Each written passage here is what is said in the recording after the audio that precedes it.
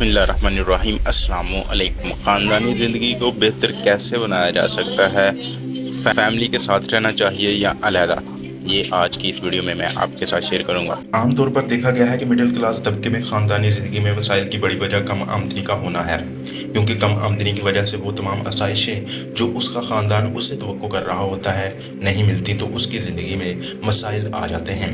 आम मुशाहदे के मुताबिक इंसान लातदार ख्वाहिशें रखता है और एक ख्वाहिश के पूरा होने पर वो दूसरी ख्वाहिश के पीछे भागना शुरू कर देता है। इस तरह उसकी ज़िंदगी में ख्वाहिशें पूरी करने का लामतनाही सिलसिला ख़त्म होने का नाम ही नहीं लेता, जबकि वो इंसान अपनी तबई उम्र पूरी करने के बाद खुद ख़त्म हो जाता है, लेकिन उसकी ख्वाहिशात पूरी नहीं होती। कहने का हरगिज़ ये मतलब नहीं कि कोई इंसान या ख़ानदान बेहतर ज़िंदगी की ख्वाहिशें ना रखे। हर इंसान को हक हासिल है कि वो अपने ख़ानदान को बेहतर से बेहतर ज़िंदगी देने के लिए हर मुमकिन कोशिश करे, मगर वो ख्वाहिशें ऐसी हों जिनको पूरा करना उसके लिए मुमकिन हो और जिसके लिए उसे किसी दूसरे का गला ना घोंटना पड़े, किसी दूसरे का एहतसाल ना करना पड़े, किसी का हक ना मारना पड़े और कोई ऐसी खिलाफ वर्जी ना करनी पड़े जो अपने मुल्क के आइन और कानून के मुतसादम हो। अगर बात करें अपने प्यारे मुल्क पाकिस्तान की, तो हमारे मुल्क में दो तरह के ख़ानदानी निज़ाम मौजूद हैं, एक मुश्तरका ख़ानदानी निज़ाम और दूसरा अकाई ख़ानदानी निज़ाम। हमारे यहाँ अक्सरियत मुश्तरका ख़ानदानी निज़ाम में रहना पसंद करती है और उसके लिए बहुत सी दलीलें और मिसालें दी जाती हैं। सदियों से मुश्तरका ख़ानदान में रहने वाले तसव्वुर भी नहीं कर सकते कि उनके बच्चे उन्हें छोड़कर अलहदा रहें। वहीं रहकर भले उन ख़ानदान में सास बहू के झगड़े, नंद भाभी के झगड़े, भाइयों के झगड़े होते रहें, लेकिन उसके बावजूद पूरा ख़ानदान उस ख़ानदान से बाहर जाने वाले को मुश्तरका तौर पर रहने के लिए मजबूर करता है।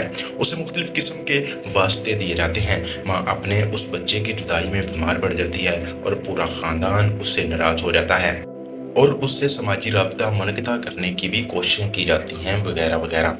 गर्ज बहुत सी तावीलें दी जाती हैं कि मशरिक़ में मुश्तरका ख़ानदान ही बेहतरी का ज़ामिन है, अलहदा रहने का तसव्वुर मगरबी सोच है। लेकिन अगर उसके बावजूद भी वो अलहदा हो जाए तो उसका सारा इल्ज़ाम उसकी बीवी के सर धर दिया जाता है। और अगर आप अपने इर्द गिर्द देखें तो आपको हैरत होगी कि वही बहू जो उस वक़्त उनके लिए विलन समझी जा रही होती है, वो उस ख़ानदान के मामू, चाचा, फूफियों या खाला की बेटी होती है। अब सवाल ये है कि मुश्तरका निज़ाम के ज़रिए ख़ानदानी ज़िंदगी को बेहतर बनाया जा सकता है या अलहदा रहने के निज़ाम के ज़रिए। मेरा मुशाहिदा ये है कि कोई ऐसा फार्मूला नहीं जिसे आप हर ख़ानदान पर अप्लाई कर सकते हैं।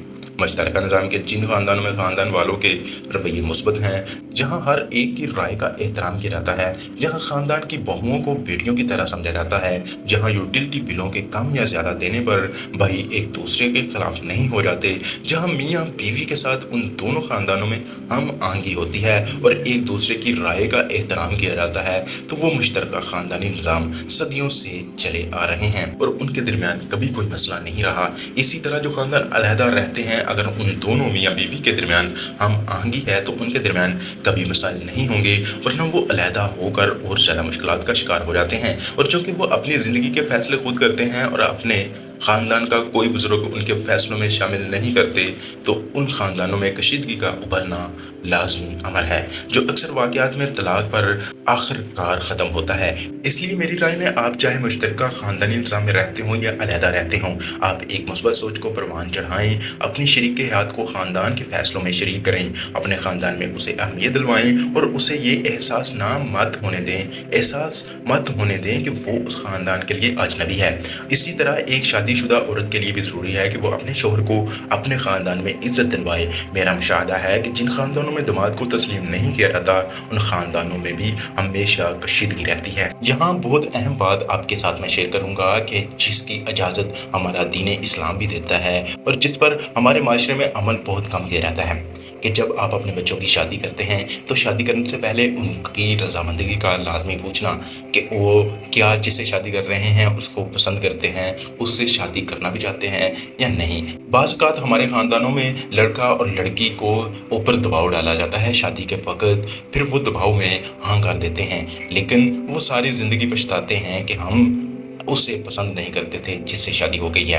आप अपने बच्चों की शादी का फैसला सोच समझ कर कीजिए, क्योंकि बच्चों की शादी महज शादी नहीं बल्कि दो ख़ानदानों के दरमियान जड़त पैदा करना होता है और उस जड़त को कायम रखने के लिए मियाँ बीवी का किरदार बहुत अहम होता है। यहाँ मैं जो जड़त का लफ्ज़ इस्तेमाल कर रहा हूँ उससे मुराद है कि ऐसे दो ख़ानदान जो उनका आपस में पहले कोई ताल्लुक़ नहीं था, लेकिन जब एक शादी होती है तो दो ख़ानदान आपस में एक रिश्ता कायम करते हैं, उसी रिश्ते को मैं झिड़क का नाम दे रहा हूँ।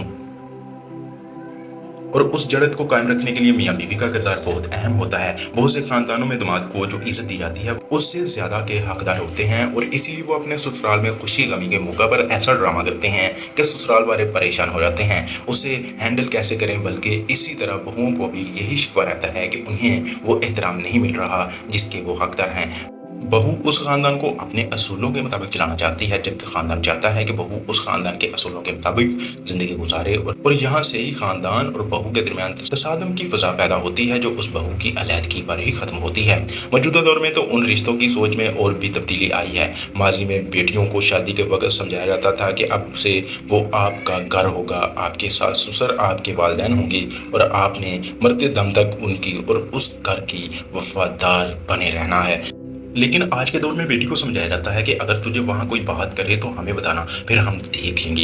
इसलिए आज के दौर में माजी की निस्बत तलाक की शरह ज्यादा हो गई है। खानदानों के दरमियान दूरियां बढ़ गई हैं। लोग अपने निजी मसलों को बुजुर्गों की मशावरत के बगैर हल करने की कोशिशों में लगे हुए हैं। खानदान ख्वाहिशों के लामतनाही चक्र में अच्छे और बुरे की तमीज भूल चुके हैं, और इसी जमन में अपने मुश्तरका खानदानों की रवायात, असूल और इक़्तिदार की तजियाँ बखेर दी जाती हैं। अगर आप खानदानी ज़िंदगी को बेहतर बनाना चाहते हैं तो ना सिर्फ मियाँ बीवी बल्कि ख़ानदान के तमाम अफराद अपने रवैयों को मुस्बत बनाएं। आप मुश्तरका ख़ानदानी निज़ाम में रहते हैं या अलहदा, आपको एक दूसरे की राय का एहतराम करना चाहिए और ख़ानदान के फैसले बाहमी मशावरत से हल किए जाने चाहिए। अपने ख़ानदान की रवायात और इक़्तिदार को मलहूज़ ख़ातर रखें और कोई ऐसी गलती ना करें जिसकी वजह से आपके ख़ानदान की नेकनामी पर हर्फ आए कोई बात करे। ख़ुसूसन आज के दौर में जब मौजूदा दुनिया टेक्नोलॉजी की दुनिया कहलाने लगी है और जहाँ लोग सोशल मीडिया के जंगल में पूरी तरह फंस चुके हैं, ऐसी सूरत हाल में आपको खुद फैसला करना चाहिए कि अपनी खानदानी जिंदगी को बेहतर बनाने के लिए आप खुद क्या कर सकते हैं और कैसे अपने खानदान के लिए मिसाल कायम कर सकते हैं। आज की ये बेहतरीन वीडियो यहीं पे इख्तिताम करनी पड़ेगी। मैं उम्मीद करता हूँ कि आपको खानदानी जिंदगी के बारे में इस वीडियो से बहुत अहम मालूमात मिली है। अगर ये वीडियो अच्छी लगी है तो इस वीडियो को लाइक कर दें, मेरे चैनल को लाजमी सब्सक्राइब कर लें ताकि जब भी मेरी कोई नई वीडियो अपलोड हो तो वो आप लोगों तक सबसे पहले पहुंचे। जहां भी रहिए खुश रहिए, मुझे अपनी दुआ में याद रखिए। अल्लाह हाफिज, फी इमानिल्लाह।